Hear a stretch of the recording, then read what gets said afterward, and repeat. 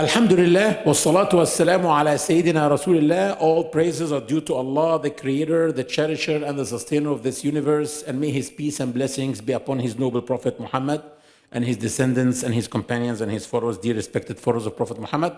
Assalamu alaikum wa rahmatullah. Jazakallah khairan for coming. Subhanallah, you are sitting in the same places of last time. Subhanallah, of the last video. Yeah.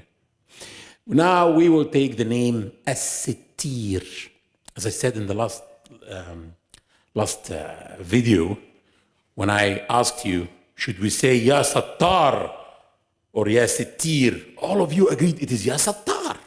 Allah's name is Al-Settar, not Al-Seteer, but actually the name Al-Settar never existed in the Quran or in the Sunnah, authentic or even unauthentic. It never came at all. And it's like one of the very famous names of Allah. Subhanallah. Even in the 99 widespread famous names that are widespread, it doesn't exist. But the right name is Al-Seteer. The word Satr means to cover. Sitara means a curtain. Sutra means a cover. Satir means a barrier. Okay? So Seteer is an emphasis form on covering or concealing. The dalil or the evidence that we have that the name Al-Seteer is one of the names of Allah is the hadith of Ata an Ya'la أن رسول الله صلى الله عليه وسلم saw a man washing himself in public and not naked, totally naked, but the man took off most of his clothes and he's in public taking a bath. So the Prophet went up the minbar, the pulpit, and he addressed people and he said, إن الله عز وجل حليم حيي ستير يحب الحياء والستر فإذا اغتسل أحدكم فليستتر. The Prophet said, Allah the Almighty and Sublime is forbearing, Halim, forbearing, Hayy, modest, Seteer, concealing, Yuhibbul Haya'a wa Satr. He loves modesty and concealment. When any one of you performs ghusl, when he washes himself, let him conceal himself. Let him take a cover. It also means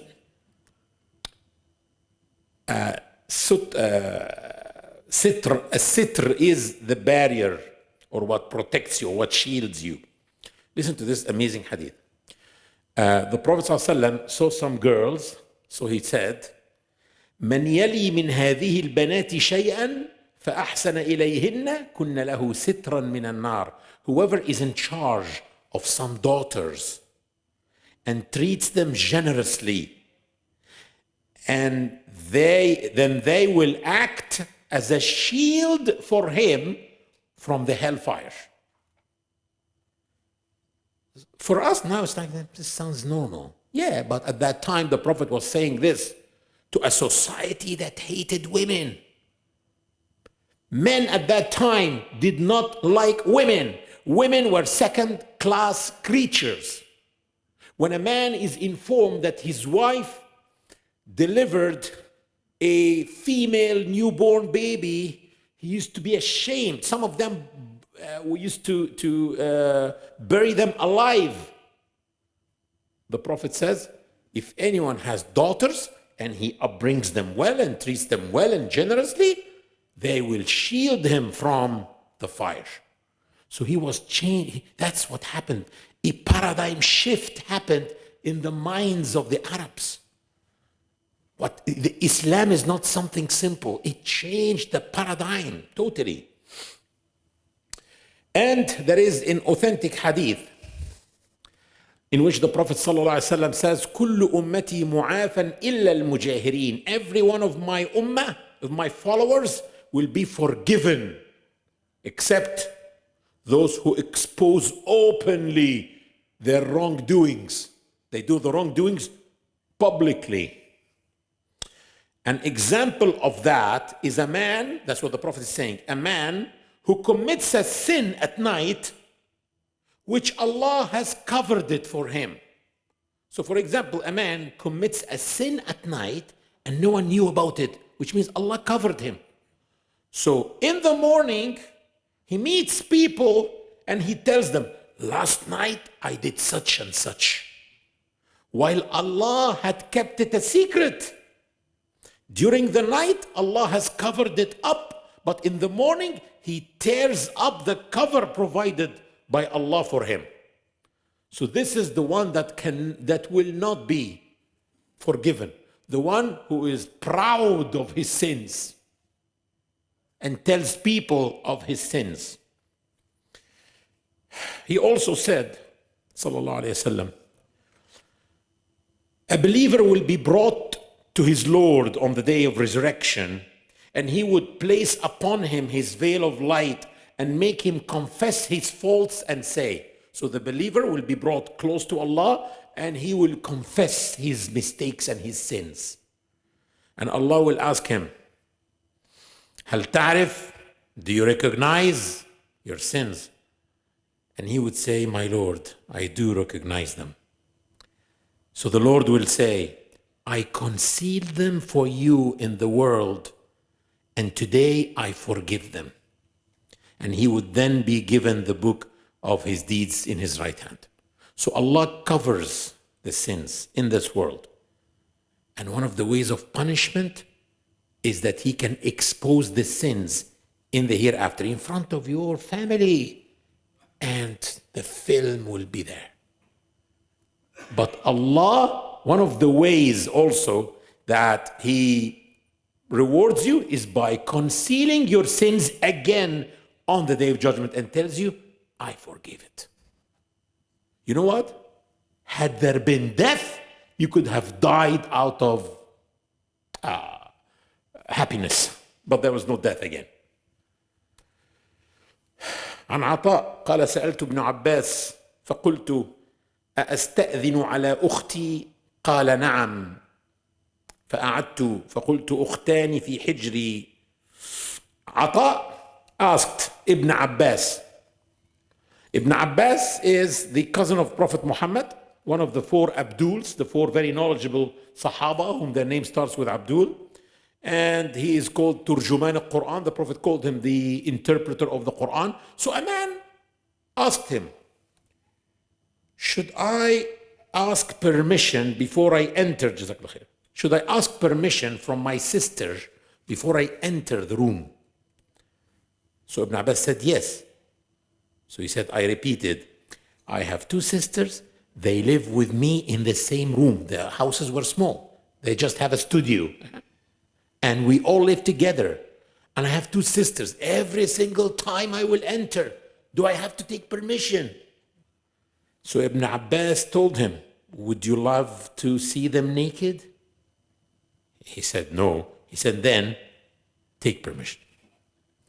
So here it is like, you find that Islam is always promoting covering. People should not be like that. People should be covered. Huh? You go to the gym, okay, you go somewhere and you take a shower covered, and you change your clothes covered, okay? Not this salad that people see sometimes. Wallahi, salad. Wallahi, I don't want to disgust you from salad, but that's not good. That's not good. Anyway, Ubadah ibn Samit, may Allah be pleased with him, is one of the people who was Badri. Badri, what is Badri? Someone who attended Badr, who are called the Badriyin. That's a group of a high class of the Sahaba. Not high class because they are rich. No, they are not rich. They are not wealthy. But he was Badri. He was someone who attended Badr, the very early Sahaba. And he's also one of the Nuqaba, those 12 leaders that the Prophet appointed at the day of Bay'at al-Aqaba. You know, before the immigration, there was 2 bay'ahs. 6 people from Medina, the Prophet met them, and he talked to them and he presented Islam to them and they took Shahada. Those were the first 6 Muslims from Medina. They went back, they came next year with, they came 13 people, Muslims, and they gave bay'ah to the Prophet. The year after, there were 75 people, gave bay'ah to the Prophet, and he appointed 12 leaders to start the da'wah work in Medina. And he sent with them one of his great companions also to start promoting to present Islam there. So Ubadah ibn Samit is saying, these are the words that they said in the pledge that they gave, the pledge of allegiance to the Prophet sallallahu alaihi wasallam in the Al-Aqaba. He said,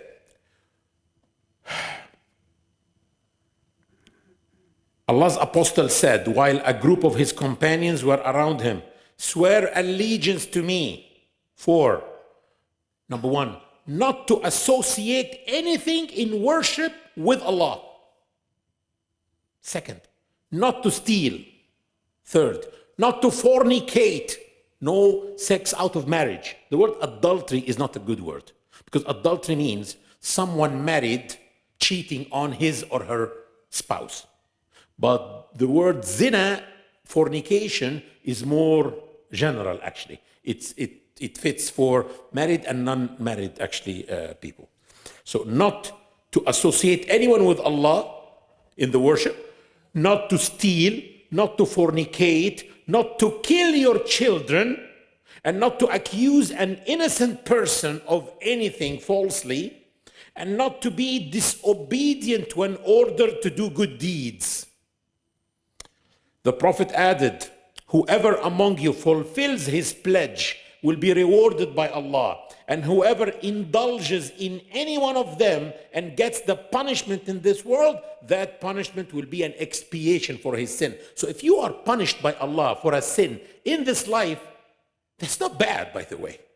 This means that this sin, Allah is more generous than trying you twice for the same sin.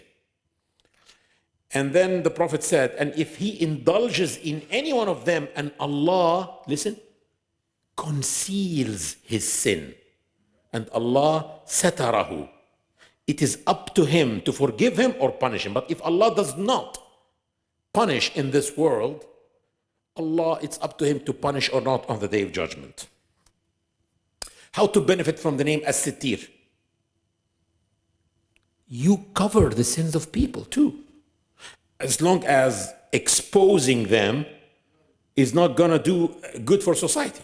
So of course, if someone is corrupt, yeah, you go and expose the corrupt person and report it to the police. But if you saw someone committing a sin, don't go and tell people.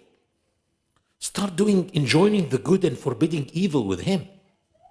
You understand? But don't go and expose people like that. There was something, waqf. The word waqf means endowment. In Egypt, some time ago, a few centuries ago, when Egypt was Egypt, not Sisi's Egypt, there was a waqf called Waqf al-Zabadi, the waqf of yogurt. Because at that time, there were like people working, helpers who help at home, servants, and they take the clay pottery containers to the people who sell the yogurt, so they put yogurt for them. So when one of them stumbles and falls, the pottery breaks and he starts to cry. He doesn't know how to go back home and tell them that he broke the containers. So someone made a waqf, an endowment for the helpers who break the containers, so that if someone breaks a container, he will go to take one for free, so that he doesn't get punished. So like that, it's like you're covering people. Cover people who do mistakes and advise them as well. Why am I saying so? Because that's a hadith, that is muttafaq alayh. It's like everyone agreed that this hadith is authentic. All the imams of hadith agreed it's authentic. Abdullah ibn Umar narrated that the Prophet sallallahu alayhi wasallam said, Al-Muslim akhul Muslim, la yadhlimuhu wa la yuslimuhu. A Muslim is a brother of his fellow Muslim.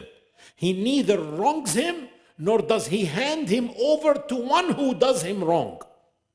If anyone fulfills his brother's needs, Allah will fulfill his needs. And if anyone relieves a Muslim of his troubles, Allah will relieve his troubles on the day of resurrection. And if anyone covers up a Muslim, covers his sins, Allah will cover him up his sins on the day of resurrection. You know the man who went to the Prophet witnessing, he said, I'm a witness that Ma'iz committed illegal sex. His witness was taken, was considered, and Ma'iz was punished, but the Prophet told him, it could have been better if you cover him with your own garment than coming and saying. Because no one invited him to witness. He just volunteered to go and witness because he wants, to see him punished and stuff like that. And Abu Huraira, may Allah be pleased with him, said to the Prophet ﷺ, said that the Prophet said, "Man satara musliman satarahu Allahu fi dunya wal akhirah." Whoever covers a Muslim, Allah will cover him in this world and in the hereafter. The problem is, people translate this, whoever covers the sin of a Muslim. The Prophet said, whoever covers a Muslim. You cover a sin, you cover a loan, a debt, whatever. So some people need to be, also, that is not necessarily sin, but they need someone to cover them. They need someone to guarantee, to help them. So this is how we benefit from this. If you cover people, if you help people, you will find Allah always helping you and covering your sins in this life and in the hereafter. Jazakumullah khairan, barakallahu feekum.